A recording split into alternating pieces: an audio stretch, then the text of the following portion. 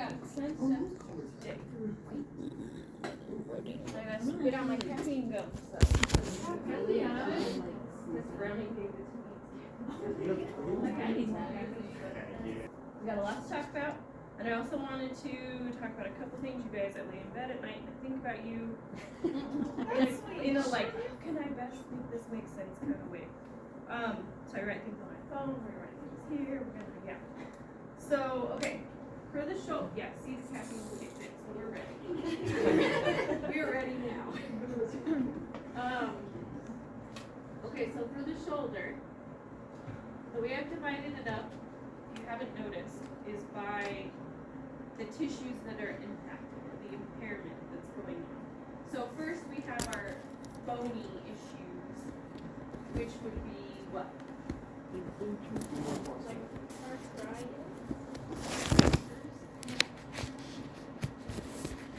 All of the fractures, which were what? Scapular body. The humeral, proximal humerus. I'm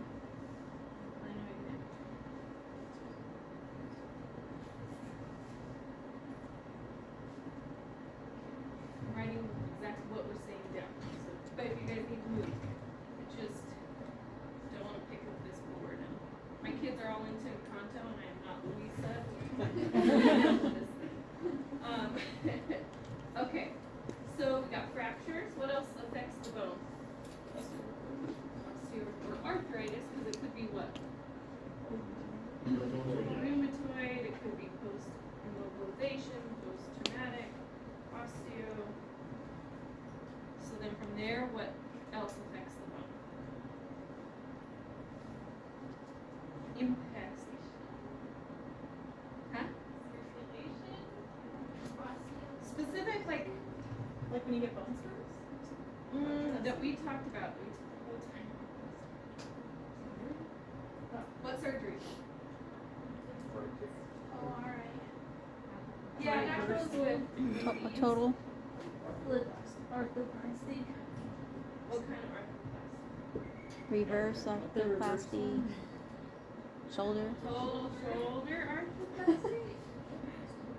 Or reverse total shoulder arthroplasty? The heavy.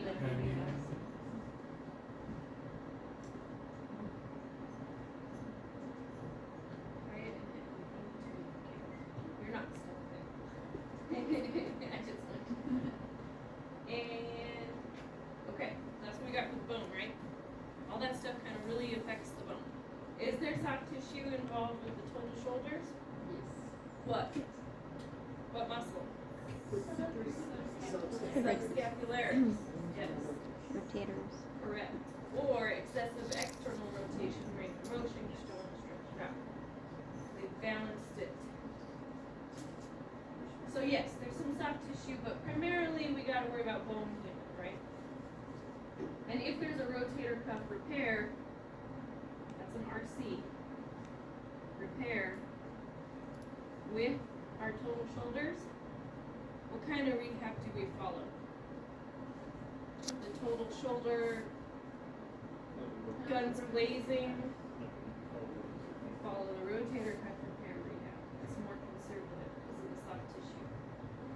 So our soft tissue issues are our muscle, tendon, ligament, labrum, everything else. So what did we start talking about? Impingement, awesome job. An impingement is what?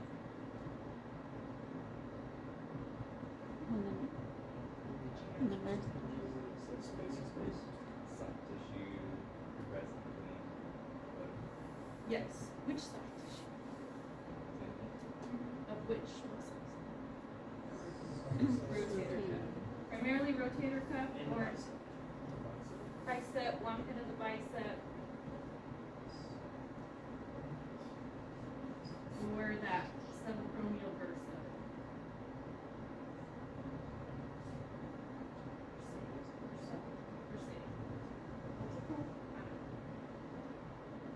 That's rotator cuff when it gets pinched. After this, we're going to talk about rotator cuff tears and repairs. Okay. What do we know about a rotator cuff? What is its primary function? Yeah, it's a big stabilizer. It kind of adds that compression back to hold your humerus into. What else does it do? Remember when I was talking about the kinematics? Okay. It what? Yeah. It primarily aids in that inferior block. To keep it seated within the glenoid fossa, right? Okay, so the next thing in the pink PowerPoint, I tried to keep the theme the same, but change the color on you so you keep track of your life. Sort of. It's hard to keep track of your life. So then we're going to talk about, so this is stability, and we're going to talk about instability.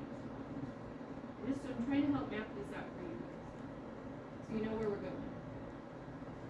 What is instability of the shoulder? What's the common one? It happens when it's unstable. It dislocates. And when it dislocates, it could potentially tear part of the labrum with it. And so that's our Bankart lesions, slab repairs. So anything flat.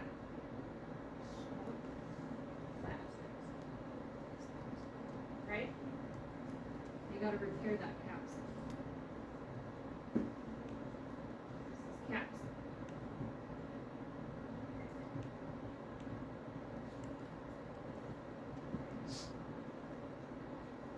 Then, what's one other thing that we've mentioned involving the shoulder? Not instability, totally different. Opposite of instability.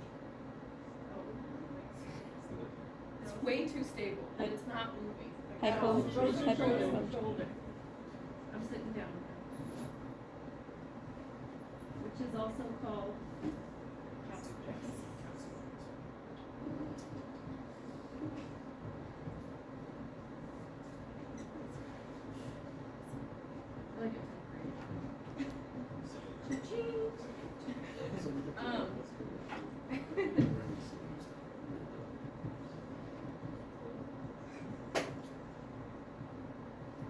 well, that's a hypomobility, right? So was arthritis. Right? Following me? Still together? Still living in the same world here? And then the one thing I want to add in for you is I want to talk about, don't die up now, some nerve issues like thoracic outlet, because that's in the shoulder region. Okay? So if you wanted to know, all that you have to know on the shoulder, diagnoses, surgery, there you go. There's your map. And what are they impacting? Okay? Does that help? See where I'm going with it? This is as much as I can give you. I'm not Lisa. And I like her song. Okay, so the one other thing I wanted to say, we're talking a lot about phases, acute, maximal protection, subacute, moderate protection, chronic or minimal protection, return to function, right? We keep talking about these three phases. But one thing I want you to understand is we don't put our patients into boxes. We're not like, you're acute, you're subacute, you're chronic. And you live in this box, and that's where I'm gonna stay. So I want you to understand that these phases are really fluid. And we talked about this with arthritis. They kind of live in like the subacute chronic phase. They may get an acute flare up and then they kind of go back to subacute chronic. Well, the same thing with, do not want to add a note. The same thing with post-op, right? Usually there's going to be some sort of big change post-operatively that's going to progress them to the next phase. The big one being that we get the clearance to, begin accelerating their range of motion, right? So we get that discontinuation of passive range of motion, and that's really that big kickoff into that moderate phase. So post-surgical, there's usually like a big change that we get from the surgeon. We're ready to just really rock and roll now. So I wanted you to know that, like, yes, we keep talking a lot about the phases, but I want you to know that they're fluid. And do I say that my patients have to meet every single one of these things to progress to the next phase? No. I'm not like, oh, you're only a 3+ out of 5. We gotta stay here. Like, these are general, just kind of like, where you kind of want your patient to be before you really advance them. Does that make sense? Okay. The other thing I wanted to kind of, I need another color. I don't live in the red and blue world, as you can tell by everything I do. The other thing, let's see if I can get this. I want to kind of rename your phases just to help you think about what you might be working on with your patients. So the first phase we call like acute, right? We call it maximum protection because their surgery might need maximum protection. Right now we're not doing active range or something.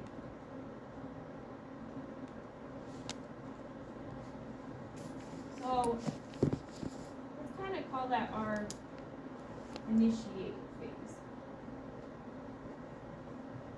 They're initiating PT. So if we're initiating range of motion, where do we usually start?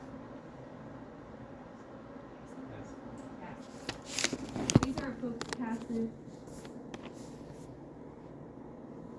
Depending on the surgery, if they had a very minor rotator cuff repair, we didn't really have one over here with our total shoulder, you might be able to progress to active assisted, right? And if you are in the clear to initiate a muscle contraction, what would you do to initiate muscle contraction to maintain that integrity? Isometric. Right?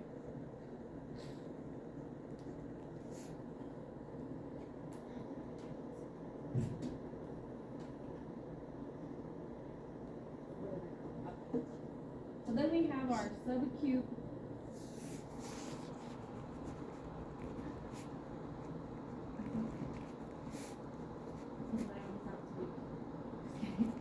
You're not supposed to be here.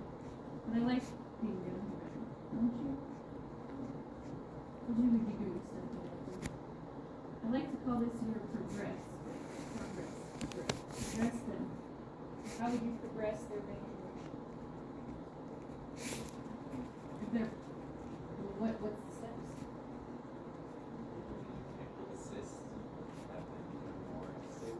So you may be progressing to active assist, right? If they're already active assist, you might go where?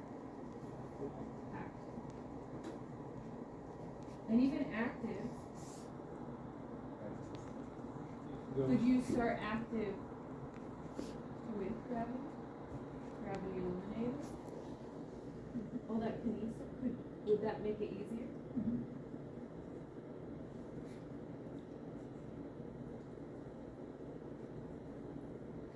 And then could you then go against gravity? Because gravity adds resistance. So if we're progressing strength, how do we progress from isometric? Constant, yeah. So now we're going to start really adding movement to that muscle contraction, a shortening movement.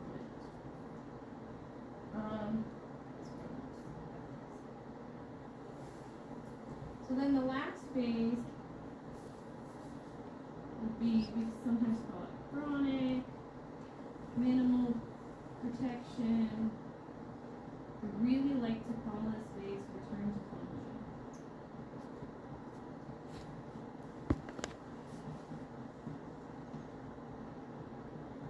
Because that's really dependent on the patient, right? Return to making the peanut butter and jellies, return to playing baseball, return to their functional level. So, range of motion wise, where would you be at? You'd be where? Active. You'd definitely be in the active. What else could you, if they were still a little limited, what else could you add to that? The stretching. Stretch it out. Strengthening, you've been in concentric. Of course, you can always continue to up. Concentric, sorry, we gotta do everything. Where do you usually start? Or my muscle people? Muscle training people. Wait, what was the question? When you're starting muscle strengthening in concentric phase, where do you usually start? What type of load? Low load. High rep, which is endurance. Oh, guys, I can't. Then, as you up the load, you usually are at about 8 to 10 reps, and that's really your strengthening phase. Okay? So, you can always keep increasing that load, right?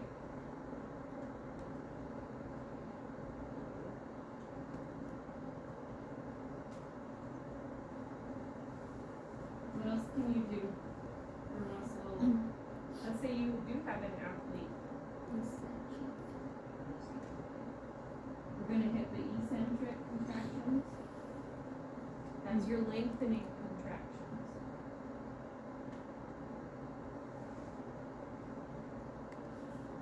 Up here, your concentric contraction is it pretty simple or complex? It's simple. It's probably uniplanar, right? It's probably like shoulder flexion.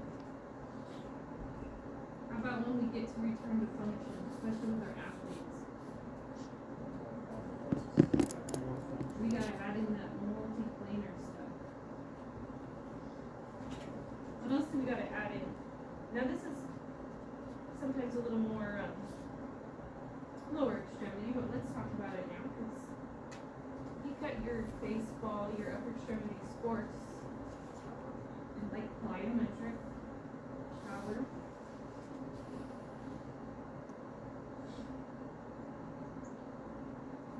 And we can't forget about balance. Okay?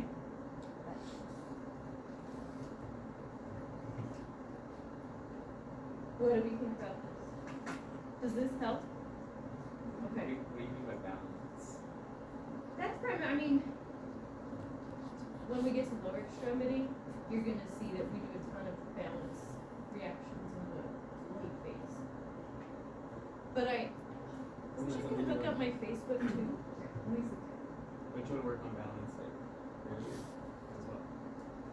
Are you thinking like our total shoulders in a sling, making sure they're safe with mobility balance, or?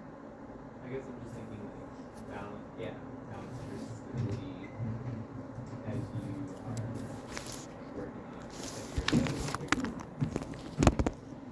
your talking about more during like having them stand on one leg and then like having them like on a ball, like a closer ball or something, like some sort of like something like that. Yes. Dynamic balance. Yeah. Yeah. I like And think back to when you do this, when we talked about the spine stuff. Write this down, but I was thinking about it. Whenever you're giving someone an exercise progression and you're starting at the beginning, are you gonna put them in the hardest position to do it, like the anti-gravity position, like we're talking about with core stabilization? What's the easiest position for core stabilization TAs? Supine. So you're gonna give them. Oh, that's the edge of the table. You're gonna give them static, as in it's very controlled in the easiest anti-gravity position, right?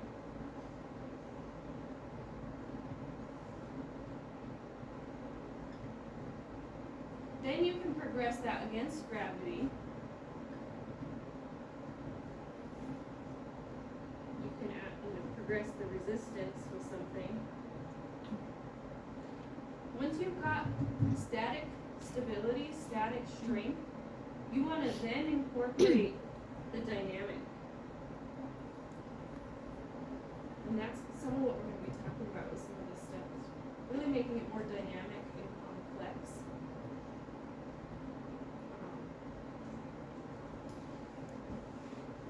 So dynamic could be what? Before that. It could just be with movement. Remember when I was talking about hold that TA while you bridge once. Progress it to hold that TA while you bridge 10 times without letting it go. So just adding movement. Shoulder, while you're moving. And then you can change. reactive. Yeah, like reactive dynamic.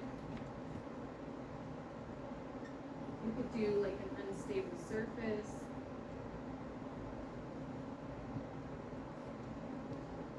But there's essentially movement or controlled against movement in the dynamic phase. Yeah?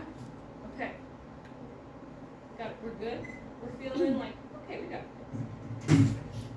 And then we're going to have to change your diagnoses.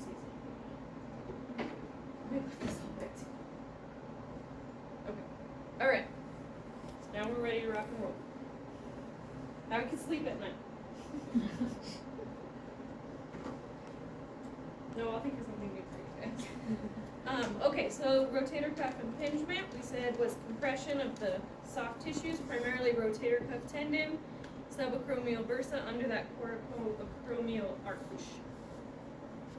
We talked about the causes. There's primary and secondary. We did the stages. And this is just of impingement of the rotator cuff. To what degree, what length of time it's been pinched or impinged, for a period of time.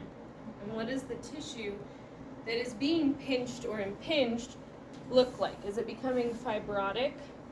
Because this is a chronic, increasing in chronicity of an issue. So this is where we were at impairments.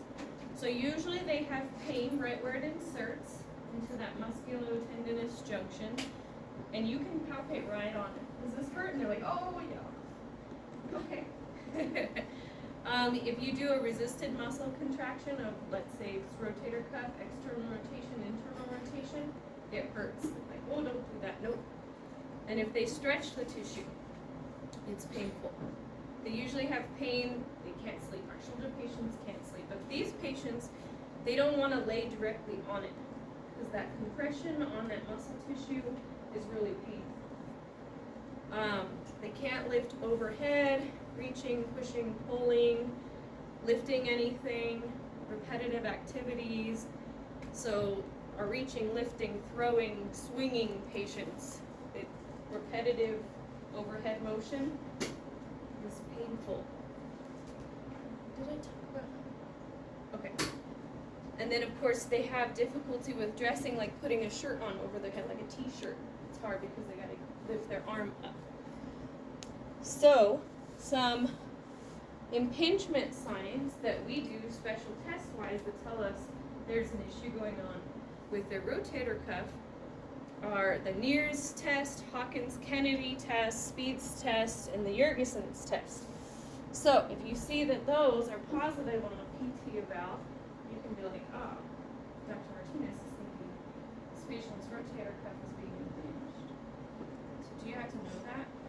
Yes. Yes. Just in that. And so what I did is I created a folder in the shoulder folder that's shoulder special tests.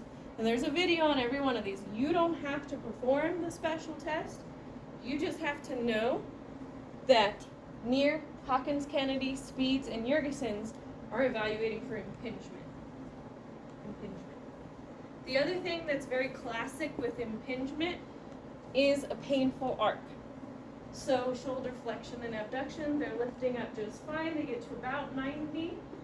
Oh, it hurts, it hurts, it hurts.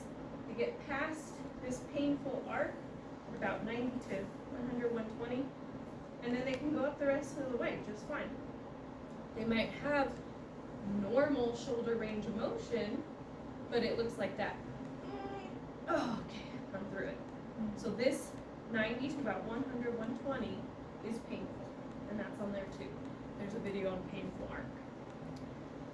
So we have impaired posture. They have that kyphosis, forward head. You see that those tipped scapula and that rounded shoulder posture because they're starting to compensate for that shoulder pain. The big thing with our impingement, folks, is it's closing down. It could be postural. It could be tightness, weakness, that they're in this position all day. Maybe they work at a computer, dentist. What else do I have? Anyone that has this like forward job. Dentists is like treated a number of dentists for this. So it could be postural. The patients that come in for PT and we treat them, strengthen, stretch, and they might not even need surgery. You know, we may catch it early enough, help them with some corrections, and they're fine. If they don't catch it right away, it could tear over time, right? And continue to get inflamed, continue to get impinged, and a lot of issues. So because they're in this forward posture, we see that upper cross syndrome. So we see tight pecs, tight levators, tight internal rotators. What else? Tight suboccipitals. So then on the flip side, we see weakness. So weak deep neck flexors, weak rhomboids, weak serratus anterior, weak external rotators. So my first course of action, because of how many exercises do we give a patient? 3 or 4. I give them 4 of these patients because I give them suboccipital stretch, pec stretch, cervical retraction, and scapular retraction. So then I'm targeting that cross and to get everything stretched and initiated.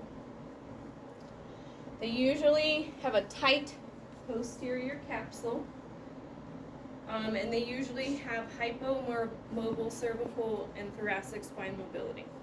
They're kind of really locking down and becoming tight. When we ask them to lift their arm up, we will see that scapular substitution. So they kind of initiate with the scapula, and they do that, so we see it really elevate, or we see it do nothing. It's not moving anymore. And if they can't abduct all the way against gravity, then we're suspecting a rotator cuff. That's what muscle aids in abduction? Supraspinatus. And where does it sit? Right on top. So it's the most commonly impinged, torn rotator cuff. So it's right there. Okay, so the big thing, and I've started to kind of lead into this, but the scapula plays a huge role in treating the shoulder. So we see a lot of altered positioning of the scapula when we're looking at them posturally or watching movement. So whenever I'm doing a shoulder eval, yes, I want to look at them head on. I want to see if they have that painful arc. I want to see what it looks like. But I do have them do it again and then look from the back because I want to see what their scapula is doing too. You might say, come in a tank top, or men, they're usually okay to take off their shirt so you can see what those scapula are doing. So there's kind of three main issues that we see in the scapula, and yes, you have to know these. So the first type is a prominent inferior border, or we call that anterior tilting. It's like the top portion of the scapula tip forward. So the bottom part pulls posterior. Do you see that? You can picture that? So as you guys are doing Therex on each other and really kind of working shoulders, see if you can notice someone has an altered scapula. Last kill part, we had some nice winging in one of our. We did that yesterday. Okay, so who has winging? Jacob. Jacob. Every, I know, yeah, Ben have it in there. Ben's like, seems like everyone. because you all are sitting like this right now. Mine doesn't move. Oh, you're a hypomobile person. So whenever that whole medial border is exposed, like the whole thing, not just the inferior angle, we call that internally rotated, like the whole scapula is turning inward. And then the third type would just be that we're seeing it superiorly translate, so you really see a prominent superior medial border. That has a lot to do with that compensation, right, of the levators, upper traps. So if we see scapular weakness, it does tend to go along with that secondary impingement. It's becoming impinged because of something else, right? So secondary. So I really want you to think of the scapulothoracic joint, all of our scapulothoracic muscles. This is our core of the upper extremity. Just like we did all that TA stuff down here, when we get to lower extremity, you actually do pull that back in. TAs, your glutes. Well, up here, all the scapular muscles. That's your core of the upper extremity. And remember, when it's dysfunctional, that humeral head's going to go bang, bang, bang superiorly. We need it to be functional.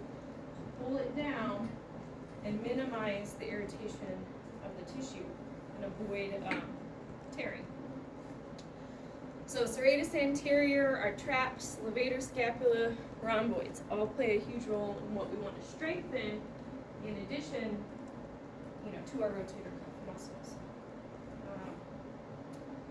And then I have one other note that if the supraspinatus is becoming overworked to stabilize the humeral head because we have weakness in the other rotator cuff muscles, it's not functioning to depress the humeral head.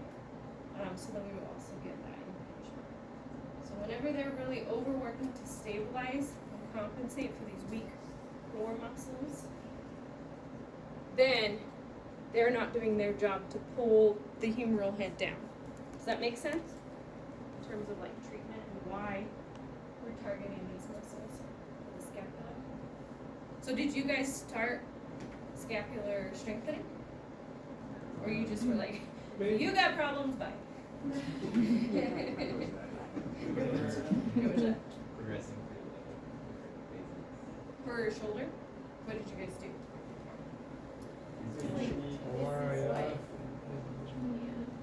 Like this is the diagnosis, and then for each phase, pick 3 exercises, and all of those exercises. It's a good thing you have your chart done, right?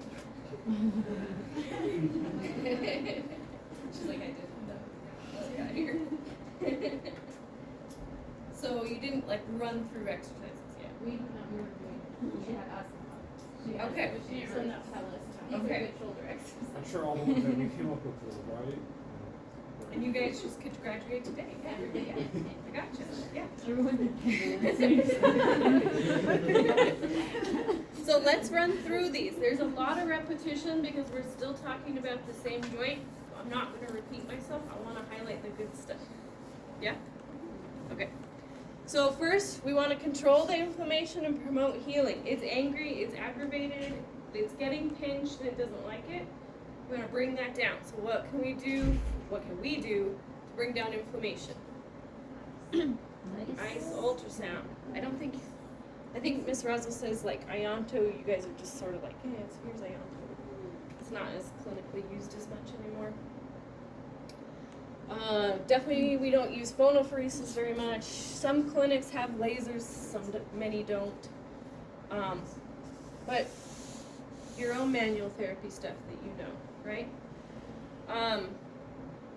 You really want to keep it in that scapular plane whenever you're working on it, like we talked about the other day when we were doing like shoulder stuff. If you're working on a shoulder, keep them in that scapular plane. So if you are putting ice on a shoulder, put it in the scapular plane. Put a shoulder in there. Put a pillow in there to abduct it, rest it, and put it in the scapular plane. Because that maximally kind of, I don't want to say, it opens the joint up. It's maximally open, kind of in that scapular plane. Or if you're working on them supine, when we talked about, kind of put them in that scapular plane whenever you're working on them. If needed, some physicians will give them a sling for rest. I would never, because then they get dependent on it. I just say, like, here's how you would put a pillow, and show them kind of how to position in that scapular plane if you need to when you're resting. We really want to do a lot of postural education, modification of work, sport habits if needed, while they heal. Okay, so wherever they come in at, remember we're just in pinch. We haven't torn, it's irritated, it's not torn yet, right? If we need to do, I wouldn't necessarily, these patients can usually move their arm. So I would generally give them stretching, right? End range stretching if needed. A lot of stretching for those hypomobile muscles, pecs, suboccipitals. Good pec stretches are the doorway stretches with an open door. And you want them at 90-90. This is way too wide of a door. A bathroom door is much better. And just lean forward into the open door. If they don't have a narrow enough doorway, I will teach it to them single-handed. The big thing you want to watch for a single-handed pec stretch is that they don't rotate in, because then you're not stretching it at all. So it has to be a forward lean. So that's a good pec stretch. And you really want them up high or to about here when you're pec stretching. So since you're doing like pec stretching, so you can just do some like doing a lot of the work and after you're talking to like any chest and presses and stuff like that until the function is not so long, like avoid exercises with the chest. I tend to avoid anything that provokes their symptoms, because usually like chest presses, they have to get into, a position where it might cause an injury, because then the up above 90 things. So I'm just thinking just in general if you're stretching your legs Yeah, well, so you want to stretch them out because they're too tight. Their extensibility is a much shorter phase. So you could still strengthen them in their new extensibility rate. Okay, does that make sense? Yeah. I do a lot of, rotator cuff strengthening, bicep strengthening, scapular strengthening.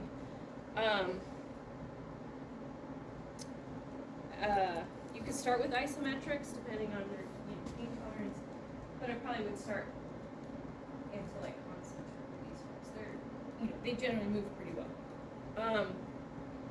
You guys can only go to grade 2, right?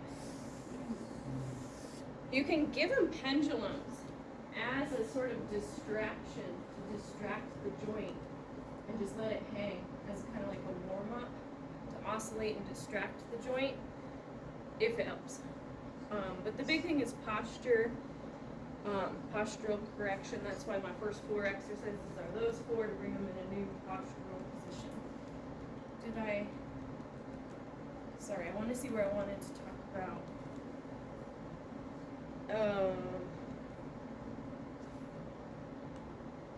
We'll do it in the next phase. Have I used kinesio tape for that cueing for appropriate scapular position? Yeah. Kinesio tape tends to be more like a CEU course, so you could, if you want to get into your clinics, big on it. Sometimes the research on it's mixed, but you know, if it helps kind of correct their mechanics, okay. You can do a lot of mirrors. So if you're having them do some sort of exercise in front of the mirror and they should be watching, you don't want them to be up here doing the exercise, so don't put your shoulders down. My big thing with my scapular weakness people is I tell them to put their scapula in their back pockets. So they want to bring them down and in before they do something. So kind of set them down and in, and then do your rotation, do your flexion. Because they have the altered sequencing and the altered mechanics, and they'll just do this the whole time, over and over and over again. And sometimes it's coming up to them and having them do the motion, and you cueing that scapula to do that correct rotation, so that tactile cue.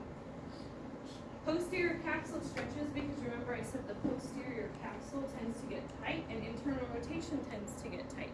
So the best posterior or internal rotation stretch is the sleeper stretch, and you want to bring them at 90 degrees, laying on that shoulder, and then they use the other hand to push down. The big thing you have to watch is if they're tight, their elbows tends to come downward. They tend to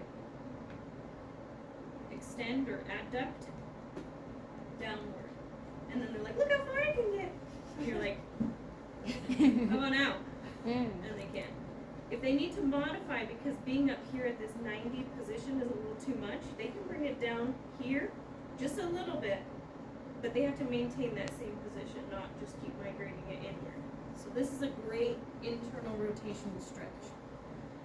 And then this is your really awesome posterior capsule stretch. Do you need to know this from me? Yes. Horizontal abduction stretches. If I tell you you need to know it, it's like, you need to know it. There's something in my eye, guys. For posterior capsule stretch. Okay, so we're progressing then, right? If they have pain with that horizontal adduction stretch, but I assume you take them to where they don't have any pain. What if they don't feel any stretch to where they don't have any? They generally will feel a stretch with this because they're usually really tight in their posterior capsule. And because pain doesn't usually start till like right at 90 and above 90, they're usually okay with this stretch. It's usually not painful. They'll feel a good stretch out of it though. Yeah. But knowing that this targets internal rotation and the posterior capsule. And this is horizontal adduction and the posterior capsule. So both are good. Did I see another thing? Good? Okay, so we've initiated this patient, right? We're stretching out the tight, we're activating the weak, we've initiated treatment. So we want to progress from there. I'm sorry, you said, the second picture you said it targets the posterior aspect? Yes, so both of these are posterior capsule stretches. Yeah. All right, so we want to progress from there. So we really want to strengthen the tight, weak muscles and continue the extensibility, mobility of our tight muscles, right? What I want to say here. So continue stretching your shortened muscles, your pecs. You can add lats, teres major, subscap, levator stretching as well. But the big thing is you want to strengthen and train your scapular stabilizers. So, you guys didn't do this yet. Your serratus anterior is your big initial stabilizer. And what does serratus anterior do? It's what? I'm not hearing the right answer. Let's do one at a time. The scapula is the Which is what motion of the scapula? Protraction. Yes. So serratus anterior is a protractor. So how do you protract your scapula? Getting there. Uh-huh. Okay, you guys are gonna be golden with their eyes. The first thing you do air punches. So they keep their body on the table and they have to punch the air. You can add weight to this. You could stand here and what? Resist them manually. You could have them hold protracted and what? All that PNF stuff that doesn't just live in the neuro world, that's where I would start. Air punches, you can add weight, you can add resistance. And now everybody gotta find a wall. Get a wall space. You're gonna do the next one. This is why I like things down here because you can talk about work, but you gotta do here. Okay, I want here.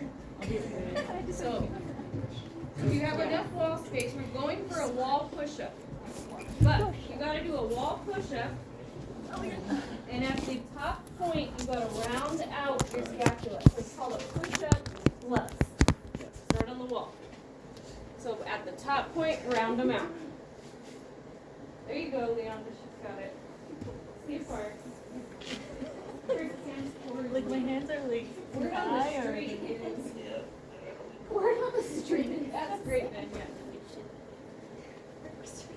I saw that Italy. That was great. So who thinks they got it? Not me. I just feel like my You're getting there. You got to do a lot more of this, Rochelle. The patient's gonna be like, what? like You say you're supposed to round your back again? I feel like if I did Here you go. Yeah. So you're going for a push-up plus. Okay, Ben. Let's see if you can do it on the floor. You have the most clear push-up plus. I want to see if you can demo it on the floor. Because we're going to make it harder, right? We're going to start them at the wall. We can move them to the kitchen counter. So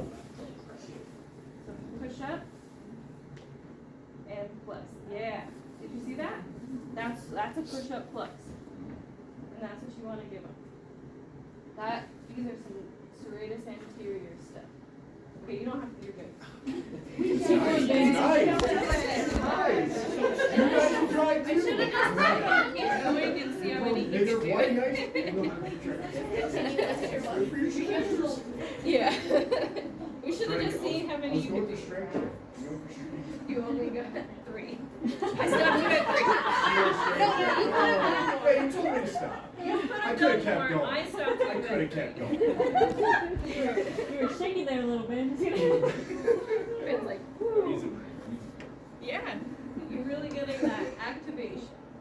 So all of you need to go home and do your air punches, not wall punches, air punches, and your push-up plus. So that when you come to Sarah's tomorrow, you can be like, watch this. And you can 1 day straight. And 1 day straight, but ain't care. 1 But yes, you can add alternating isometrics. You can do it for the serratus. You can do it for external rotation.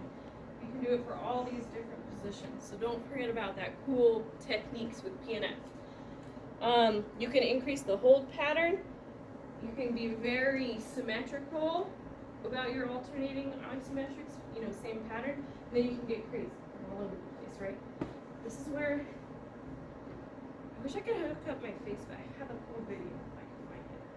I don't know if I can find it. I'm not a. Okay. I'm gonna walk around and show you guys some cool, like, isometric video type stuff. Do you see what they're doing there? We got resistance, we got a ball, and the therapist is doing. Oh! And the therapist. It's only 14. I only have 14 seconds to show you. No! Fail me now. See that? And they're giving alternating isometric. We got a ball, we got resistance, and it can get really. No! I got it.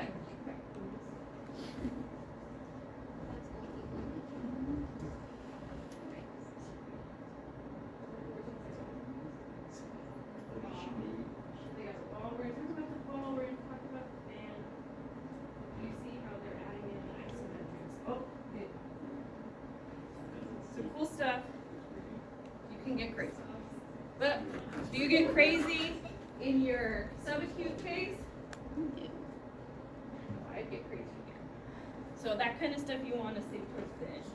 So that's that dynamic stabilization, dynamic balance around the shoulder, right? Proprioception type stuff. Yeah. So we good there? We want to keep increasing that muscle endurance, so that's about how many reps for endurance? No. 12 to 15. Rehab. Well, rehab then. About 12 to 15. 8 to 10 is strict. I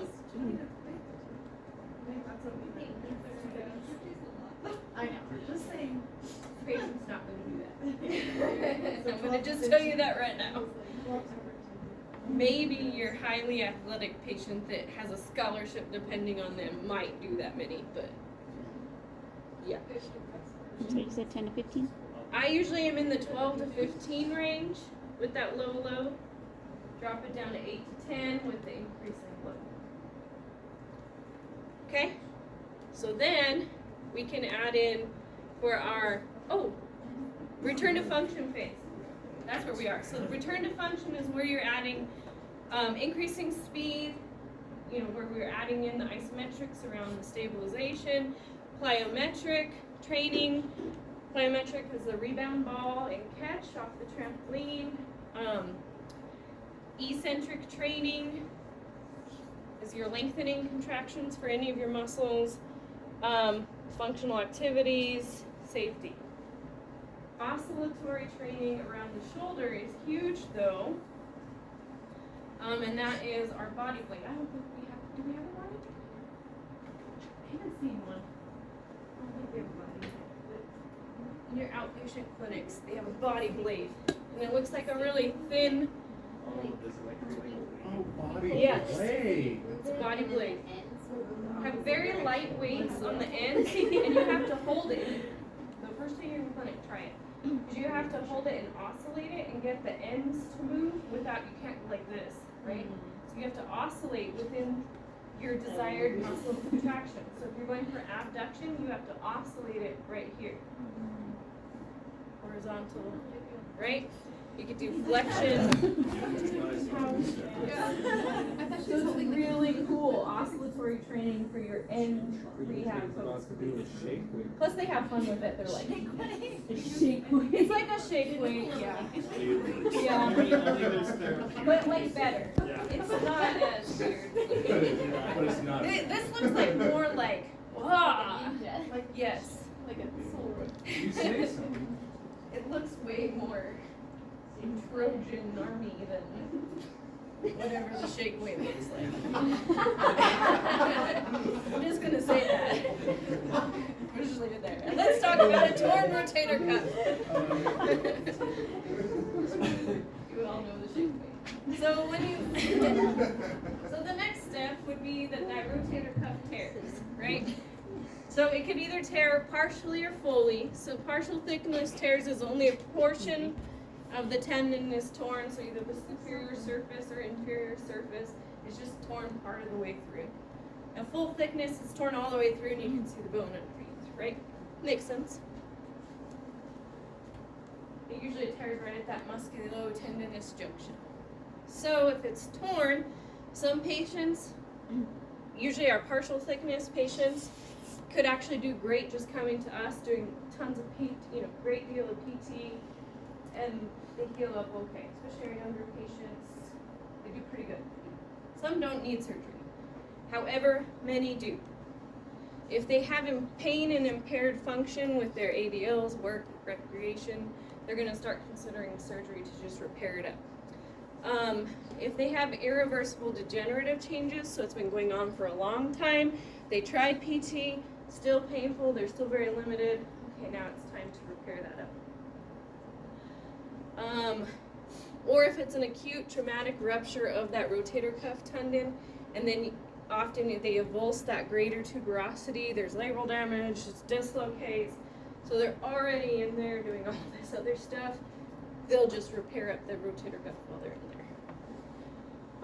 If they have a full thickness tear and they're young and active, they'll go ahead and surgically repair it.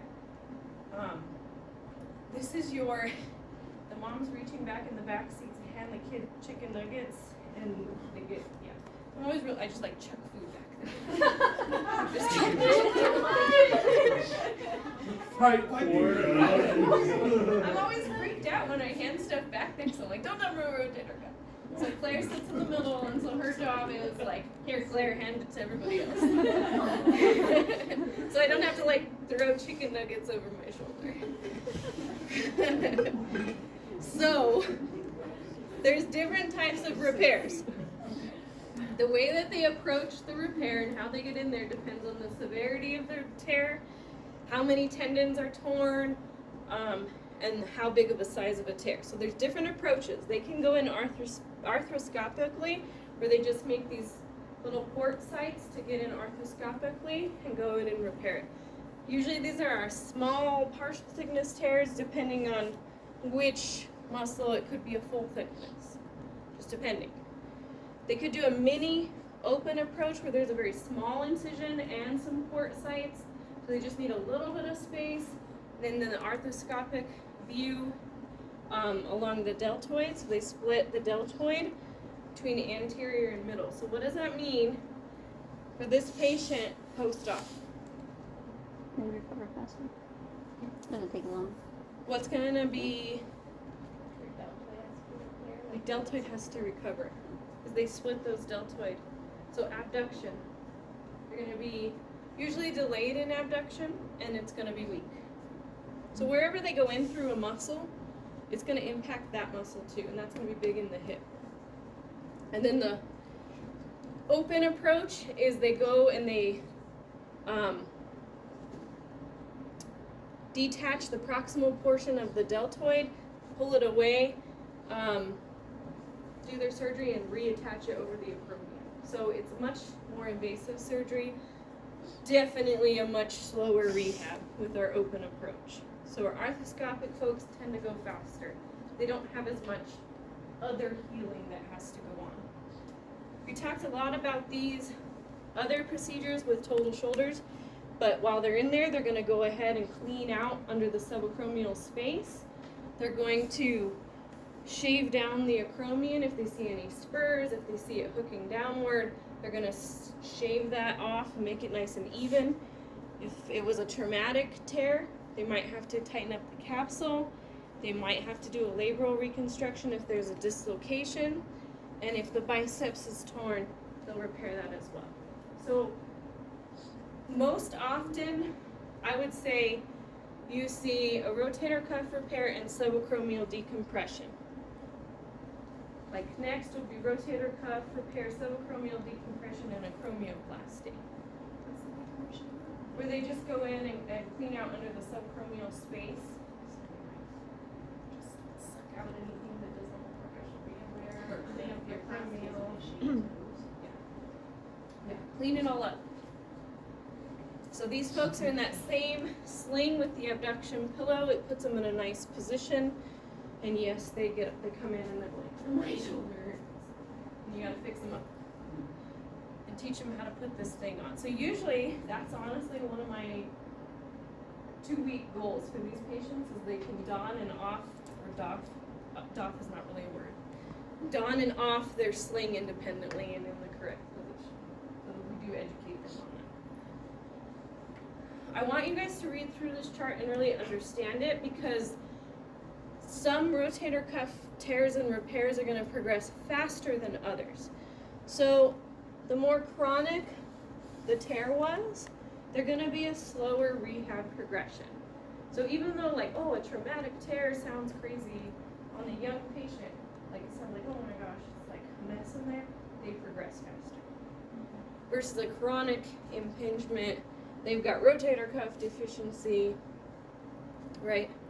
However, a larger tear with many more tendons involved, remember there's the 4 tendons in the rotator cuff, they can just tear the supraspinatus, that's the most common, or they can tear supraspinatus and infraspinatus.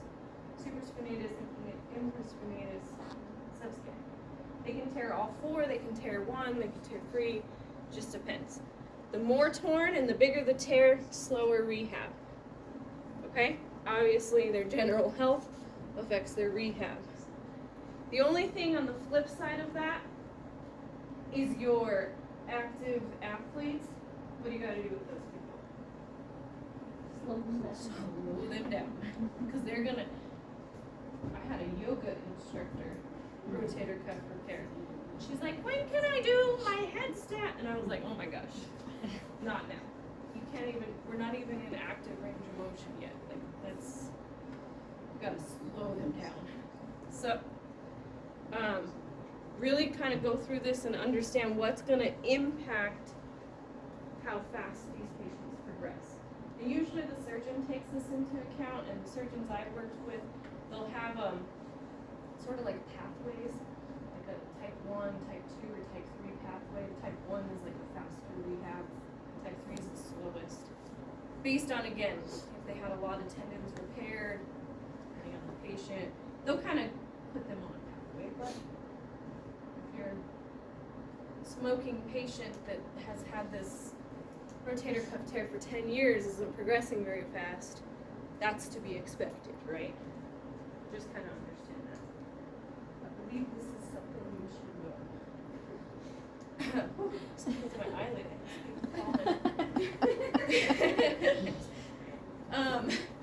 Yes. Okay. We're good. I should get that checked, huh? Well, no, you don't want me to get that checked, because then you won't know how much you need to know. So post-operatively, we're sort of thinking very similar to our total shoulders, right? They're coming in the sling, and we usually have range of motion restrictions. So they have to wear that sling at all times except for exercise and bathing, and depending on the tear, and the, you know, how many are torn and whichever pathway they're on, it could be 3 to 4 weeks up to 6 to 8 weeks on the sling. Whenever they're in the sling, what do we work on? Everything else. Cervical spine, scapular retraction, elbow, wrist, and hand, active range of motion, squeeze the ball. Usually we can get them out and do the pendulum exercise, but you gotta be really careful of what? Yeah, it's all from the body. Demonstrate it, Kim.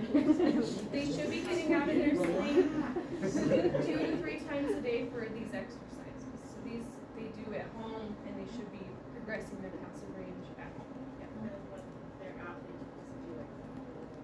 Yeah. Wrist and hand, I usually have them do in the sling all day, because you don't want that to start getting swollen. When they're out, I include elbow flexion and extension, and I usually start with that. These patients, especially like the initial post-op days, so the clinic I worked at, we got them post-op day 1. We took down their dressing, we switched out their dressing, we got them moving again. Which means, well, this is why I worked in acute care. They've thrown up from anesthesia, they blood all over because they were on the wrong pain meds, you know, it all happens. But usually I start with the elbow because they're a little like apprehensive about moving it just yet. You have to show them it's okay. As long as we're following it passive. So you say, okay, we can move the elbow. And then you say, let's just let it hang. Push your tables up here, right? Because body mechanics. Just let it hang. Just stand here. And then like, can you just like move your hips side to side? And I usually just start like uniplanar before I get to circles. And then can you just like lean forward and back, make sure they don't go. And then you can do diagonal. And then you work your way up to this, but they're not moving the arm. And then they'll usually do passive range of motion with the shoulder, which is why I like the tables, on the stool slides.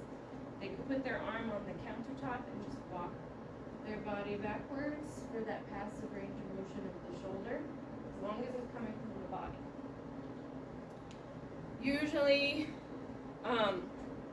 you can start active range of motion at about a couple weeks out, depending on the surgeon, depending on the tear. They usually will have kind of what we follow.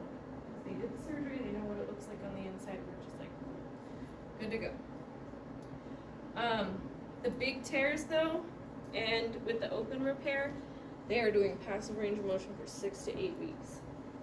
So on the flip side, usually they only get a limited number of PT visits of these patients. Teach it to them. Maybe have them come in another time and I'll let them go do that so I can save their visits for later. So we have to deal with that too. You know, in all of our paperwork, there's like 12 visits. Okay, well, I want to use this for later. Once their incisions heal, minimal pain, they're progressing their range of motion. And then oftentimes we get that clearance from the surgeon, progress to active assisted range of motion. We're gonna move on to the next phase, right? It's about 4 to 6 weeks to 10 to 12 weeks depending on the tear. We're beginning that strengthening, right? We want it, you can continue that passive range of motion. You can start active assisted range of motion, flexion, extension, abduction. We talked about pulleys last time. I would say diagonal, I wouldn't jump into diagonals. I would start single plane. And you can add in shoulder internal rotation and extension.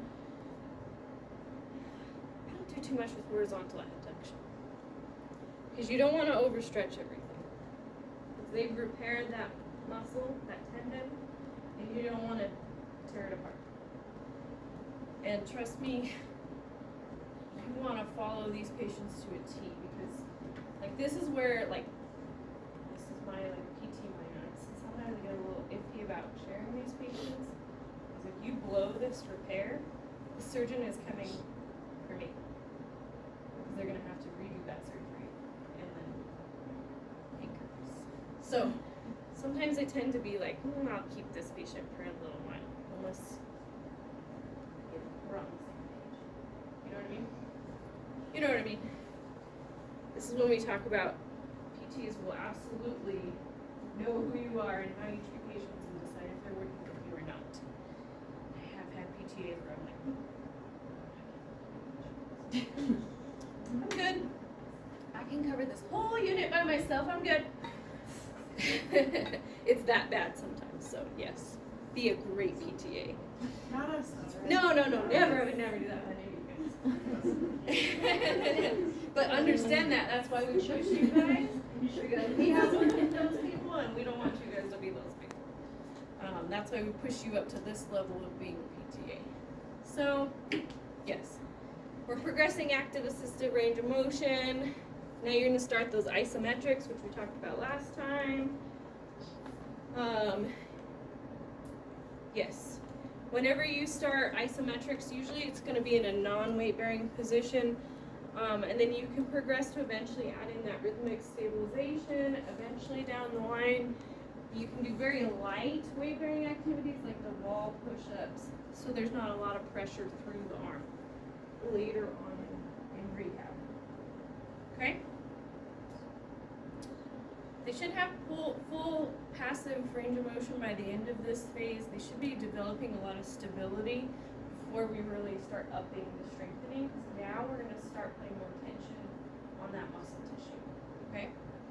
Okay, so some exercises we start in this end phase. Often we'll do this shoulder extension to neutral at the edge of the table. For shoulder extension tends to get forgotten. Forget about shoulder extension.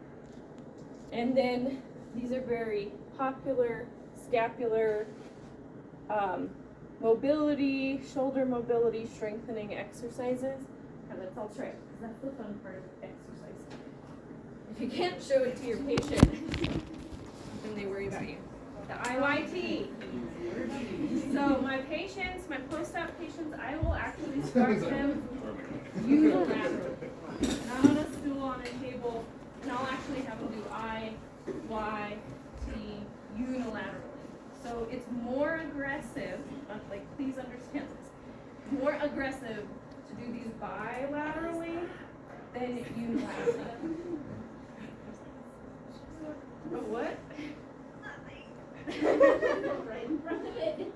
The other thing that I like to do with these, which we don't have in here, is a workout. If they have a workout bench or a narrow place, that they can do both so that they're off the ground. But starting from your neutral position, thumbs up.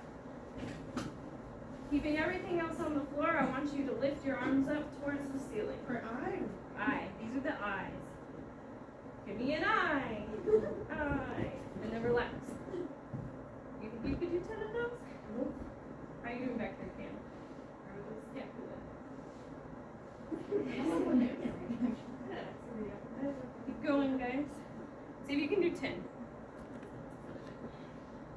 So with your post-op patient, you're not going to do so much Superman as just the shoulders. Okay. Some you might. So you don't always want to incorporate the leg lift, because that's that Superman pose. And like I said, post-op patients, I usually start these unilaterally. So they can lay on the bed and do these, because they're just doing one arm. Okay, Y. Give me a Y. We're gonna spill something fun with this. Go ahead, Alex. Good, and lift. Really focusing on putting those scapula in your back pockets as you do it. Yeah. Nice. So the big thing is always having their thumb up while they do these. And then the T is still thumb up, but you're in that 90 position and up. You can also target a little bit different muscles if you rotate the thumbs like in a hitchhiker position. Yep. You can see how that changes. Do you feel the difference in muscles that you're activating there?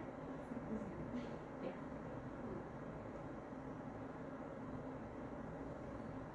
Cool. Like those? I have white teeth. All right. We're not napping. We are progressing. So now if you're not fully, you can add a little bit of stretching at end range. This could be your finger ladder patient at this end range, and then they stretch into it. Watch the wall stretch into it, because you really want to get that full range of motion by your last phase. Your yoga instructor, tennis player, they usually can't return to high demand activities for 6 months to a year. So no, well, I don't even know what the yoga name for that is, but none of that. Just none of that. What is it, moon or something? Yeah, the head, but it has like a yoga name. No, where they like get it like on their head. Show it! I break my neck. Show it! I would break my neck. I don't have that kind of stability. So I just want you guys to review this and understand just the general considerations and guidelines when you're working with these patients. Like, avoid vigorous stretching. Why? Because that musculotendinous has been repaired, right? The junction where, usually that's where it tears. So I really want you to go through this chart and understand these. So, like if supraspinatus or infraspinatus was repaired, initially they're going to have limitations for internal rotation because you don't want to overstretch that repair. Subscapularis, you want to avoid end range external rotation, stretching. So remember the difference between stretching and like activating. So this is why that anatomy comes back into play. What does that muscle do? If it's repaired, you don't want to activate it and you don't want to overstretch it. So that's kind of the big thing with this, but I want you to make sure you go through this. Oh my gosh, what time is it? No. You. Okay. Darn it. I don't know. We've been having fun. We totally, absolutely have to wrap up the shoulder on Monday. Deal? Deal. Deal. I'll have my How many caffeine guys are in this PowerPoint. I'll study. This is it. But I will add in the couple nerve slides and re-upload it. This third one. Yeah, the pink one. Like in the next day or so. I know, but it's repetitive, and so we're not gonna repeat ourselves, right? The repetition is there for you to have for your life and your treatment. We're gonna talk about the fun stuff. Because that's what I like to talk about. So I've got a lot more for you for the shoulder. Okay. Yeah, guys. Woo! Love those teeth.